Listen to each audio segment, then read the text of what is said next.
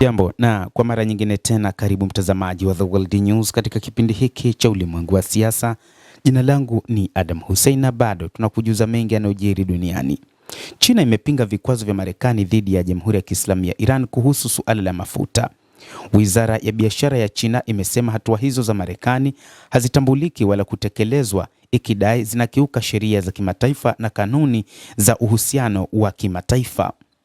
China imesema haitazingatia vikwazo hivyo vya Marekani dhidi ya kampuni 5 za Kichina zinazotuhumiwa kununua mafuta kutoka Iran.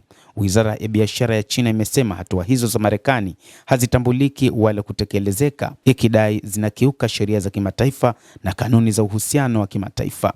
Marekani imekuwa ikiimarisha vikwazo dhidi ya Iran kwa lengo la kupunguza mapato yake ya mafuta, huku China ikiwa mmoja wa wanunuzi wakuu wa mafuta ya nchini humo kupitia viwanda vidogo vidogo vya kusafisha mafuta.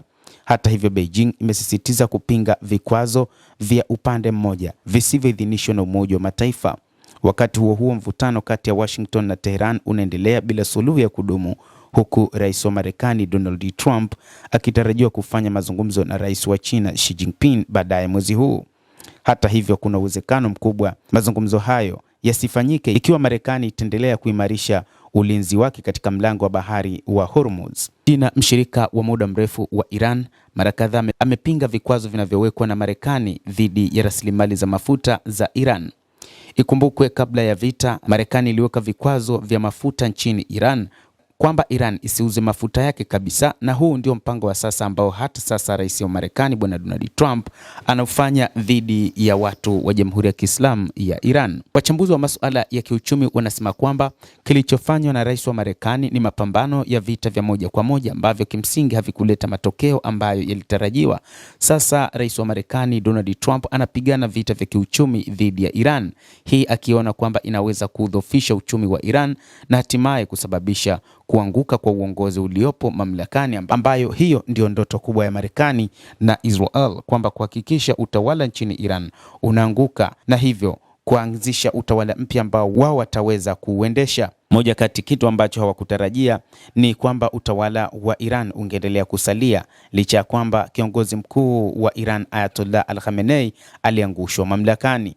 Hata hivyo, wa Iran waliweka utaratibu wa namna ya kuiongoza nchi hiyo, jambo ambalo limewafanywa Marekani na Israel kutoamini kama hawakuweza kuangusha utawala huo. Kuna mambo mengi ambayo walianzisha, lakini pia kuadhibu mataifa ambayo ni washirika wa Iran. Kadhalika nalo hili halikuweza kutekelezeka.